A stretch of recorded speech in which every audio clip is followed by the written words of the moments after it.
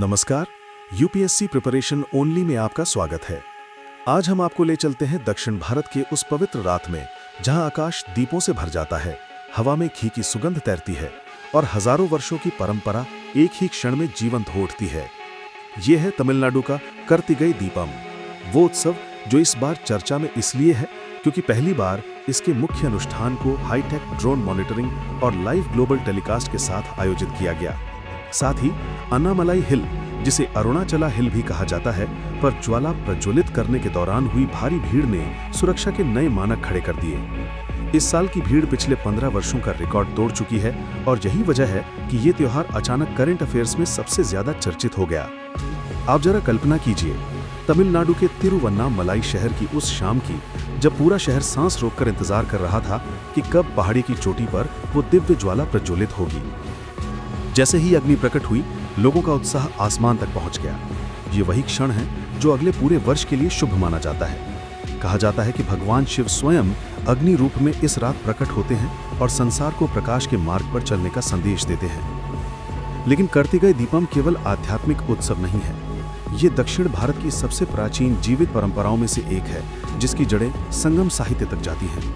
अहनानूरू, पुरनानूरू और अवैयार की कविताएं ये सब इस पर्व का उल्लेख करती हैं। यानी जिस समय उत्तर भारत महाभारत के युग की कहानियां गढ़ रहा था, उसी समय दक्षिण भारत इस दीपोत्सव को मना रहा था।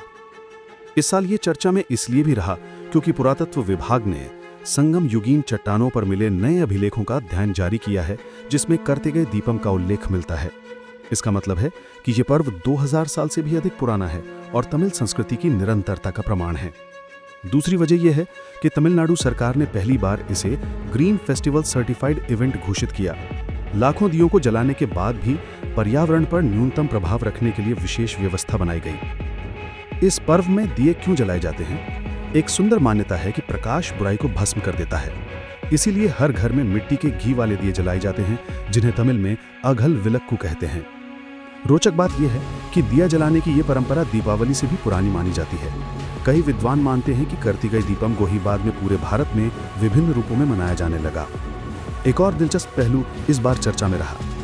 तमिलनाडु सरकार ने देवस्थानों से जुड़े विवादों के समाधान और भीड़ नियंत्रण के लिए नई टेक्नोलॉजी का उपयोग किया, जिसमें AI बेस्ड भीड़ विश्लेषण, हीट मैप कंट्रोल और ड्रोन लाइटिंग जैसे फीचर शामिल थे। यूपीएससी के दृष्टिकोण से ये महत्वपूर्ण है क्योंकि ये दिखाता है कि भारत किस तरह अपने सांस्कृतिक आयोजनों में आधुनिक तकनीक को संयोजित कर रहा है।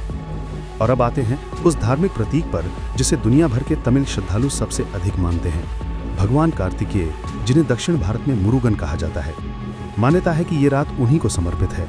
माना जाता है कि जब देवताओं ने अंधकार से विश्व को मुक्त करने की प्रार्थना की, तब मुरुगन ने दीप रूप में उत्पन्न होकर ब्रह्मांड को प्रकाश दिया। इसी स्मृति में आज भी तमिलनाडु दीपों का समुद्र बन जाता है। यही वजह है कि यूपीएससी में ये प्रश्न कई बार आ चुका है कि कार्तिकेय दीपम किस देवता से जुड़ा है, इसकी सबसे प्राचीन साहित्यिक साक्ष्य क्या है और ये कहाँ मनाया जाता है।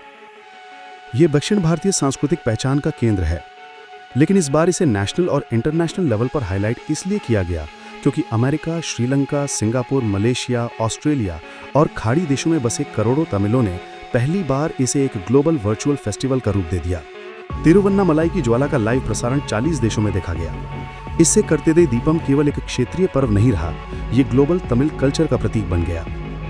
तो मित्रों, अब जब आप किसी भी यूपीएससी या स्टेट पीसीएस की परीक्षा देंगे और आपसे पूछा जाएगा कि कार्तिकेय दीपम क्या है, कहाँ मनाया जाता है, क्यों मनाया जाता है, किन ग्रंथों में इसका उल्लेख है और इस वर्ष ये चर्चा में क्यों था, तो आपको हर उत्तर कॉन्फिडेंस के साथ याद रहेगा।